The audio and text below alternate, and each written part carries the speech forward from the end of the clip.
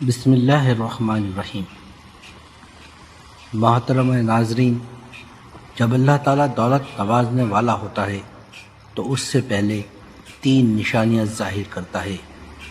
پہلی نشانی، کیا آپ نے کبھی غور کیا ہے جب زندگی کے حالات تنگ ہونے لگتے ہیں، جب آپ کے اپنے بھی آپ سے اجنبی بن جاتے ہیں اور ہر کوشش بیکار جانے لگتی ہے اور انسان اندر سے ٹوٹ جاتا ہے؟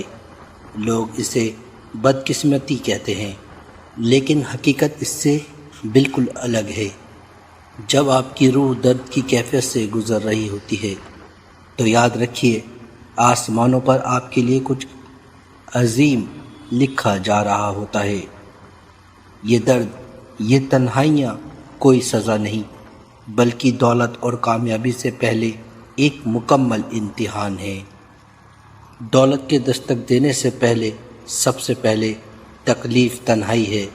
جب اللہ آپ کو امیر بنانا چاہتا ہے تو سب سے پہلے وہ آپ کو بھیڑ سے کاٹ دیتا ہے۔ دوست دور ہونے لگتے ہیں، محفلیں پھیکی پڑنے لگتی ہیں۔ کیوں؟ اسی لیے تاکہ آپ زمینی سہاروں سے ناطہ توڑ کر صرف اس کی ذات پر توکل رکھنا سیکھ سکیں جو رزق کا مالک ہے۔ وہ خلوت آپ کو توڑتی نہیں بلکہ آپ کو تراش کر قیمتی بناتی ہے۔ جیسے سونا آگ کی تپش میں جل کر خالص ہو جاتا ہے، ویسے ہی آپ اس تنہائی کے درد سے گزر کر مضبوط بنتے ہیں۔ دوسرا مرحلہ، آزمائش۔ صبر کی آزمائش۔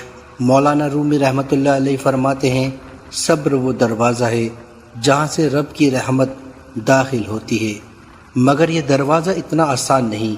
کبھی رزق میں رکاوٹ، کبھی صحت میں تلخی تو کبھی عزت پر آ جاتی ہے۔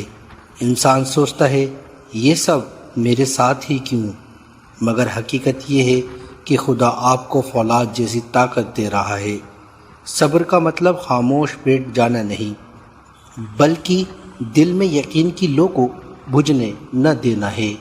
جس دن آپ نے تنگی میں بھی مسکرا کر کہہ دیا، میرا رب میرے حق میں بہتر جانتا ہے، سمجھ لیجئے قدرت کا دروازہ کھلنے ہی والا ہے۔ تیسرا مرحلہ، ناکامی ایک آغاز۔ آخری تکلیف ہے ناکامیوں کا سامنا۔ ناکامیابی دراصل کسی سفر کا انت نہیں، بلکہ ایک شاندار آغاز کی بسم اللہ ہے۔ یہ آپ کو سکھاتی ہے کہ کامیابی کی قدر کیسے کرنی ہے۔ جو گر کر دوبارہ کھڑے ہوتے ہیں وہ صرف دولت نہیں، اپنی تقدیر کے فاتح بن جاتے ہیں۔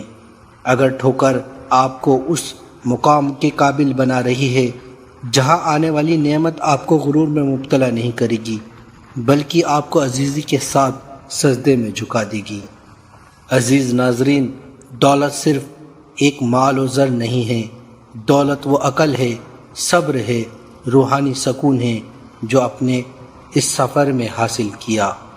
جب دولت آپ کی دہلیز پر آئے تو سمجھیے گا کہ خدا نے آپ کو صرف دولت نہیں دی بلکہ ایک امانت سونپی ہے، اور آپ وہ انسان نہیں رہے جو پہلے تھے۔ آپ اب روحانیت کے اس درجے پر ہے جہاں آپ صرف لینے والے نہیں بلکہ دینے والے بن چکے ہیں۔